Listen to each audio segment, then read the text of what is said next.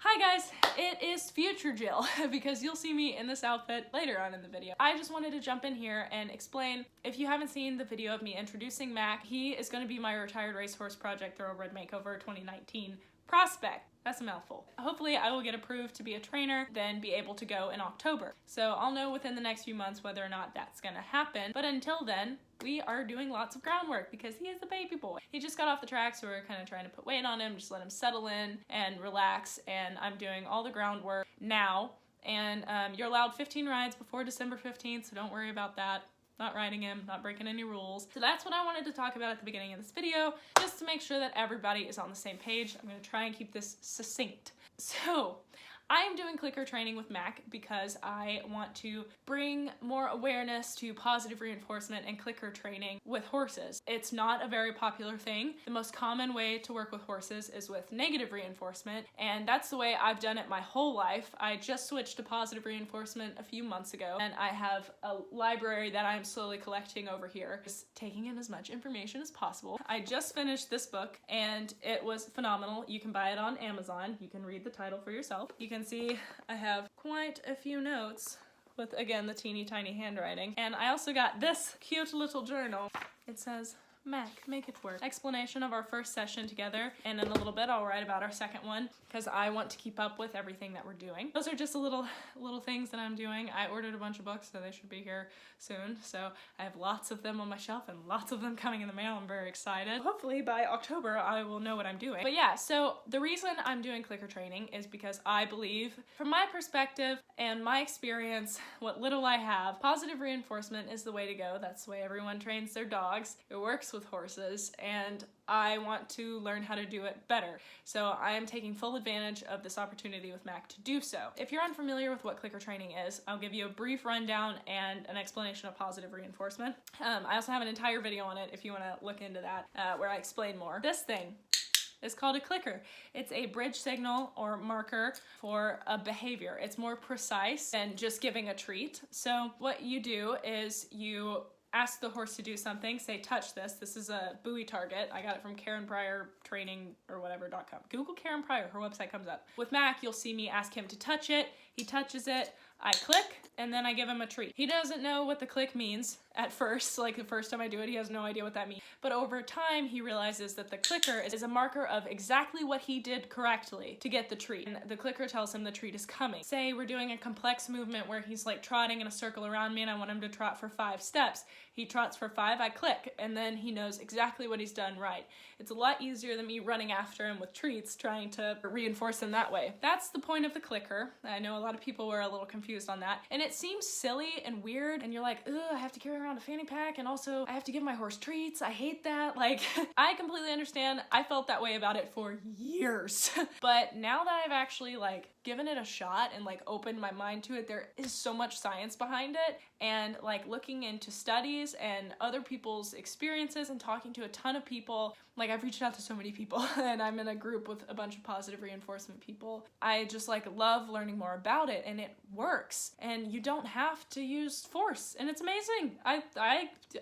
What? I don't have all the answers yet. I can't tell you exactly how to go about each little thing, but I have theories because this book gives you very precise how-tos, lets you get started with things. And then I've got a few more books up there that are like step-by-step kind of books. So I want to quickly explain what positive reinforcement is, and then we will get into the actual video, since on my last video, I got complaints about me talking for too long, which, like, I gotta explain some of these things. You guys ask questions. I don't like typing all day long. I'd rather just say it and upload it. Positive reinforcement is when you add a pleasurable stimulus, or like thing, something that the horse likes, to the equation in order to increase the occurrence of a behavior happening. The horse, like, touches the buoy. You click, treat. You give the horse a treat for doing the behavior, and it reinforces it and increases the chances that he'll touch it again in order to get the treat. That's essentially the basis of things. Negative reinforcement, on the other hand, would be sort of me pulling his head until he touched it, and then I would release, because touching it was the right behavior. And over time, he would learn that if I like held the halter, it would become the cue, would be to touch the target. I'm going to jump in here and clarify a little bit. So negative means removal, positive means addition. So negative reinforcement is the removal of an adversive stimulus in order to increase the chances of a behavior occurring again.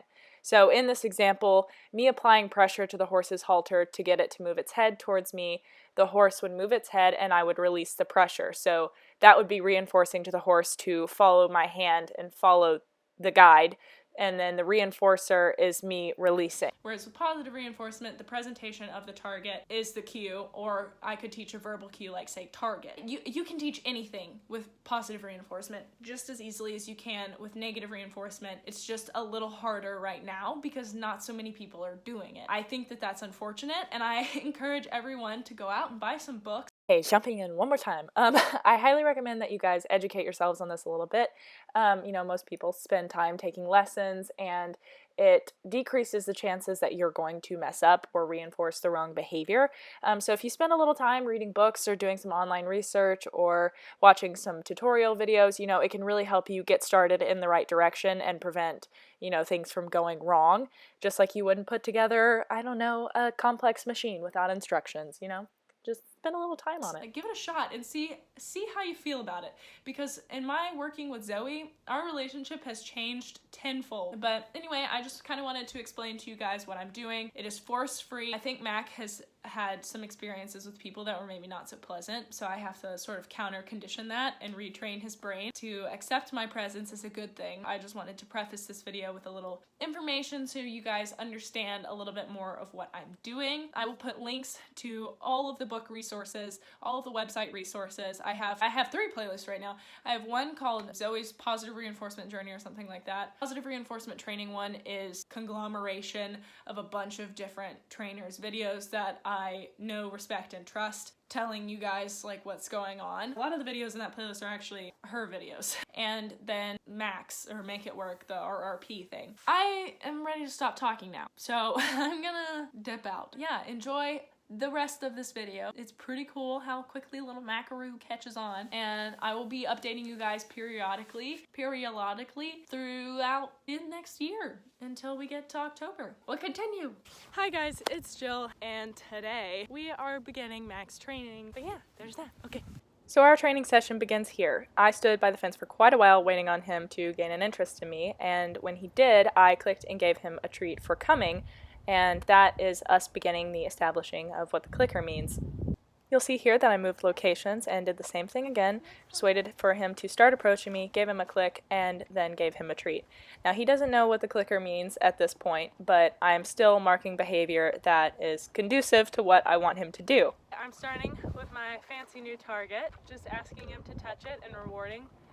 This way, we establish what the clicker means, that it means good things. It's a good sound. We also have protective contact, if you'll notice, just to keep everybody safe and him not hounding me while he learns what I'm asking and what I expect of him. And that way we can establish nice little boundaries and what these things mean. In these elementary stages of training with positive reinforcement, protective contact really helps reduce the risk of me needing to use punishment. Oh, it's a fun game. Yes, sir. Also, do note that this was my first real experience ever interacting with this horse. So I don't know quite all of his quirks and what he is good with and what he's not.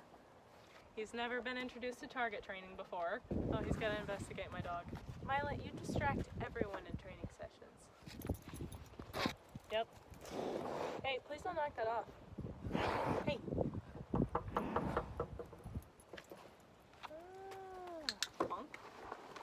Boy. Let me adjust this.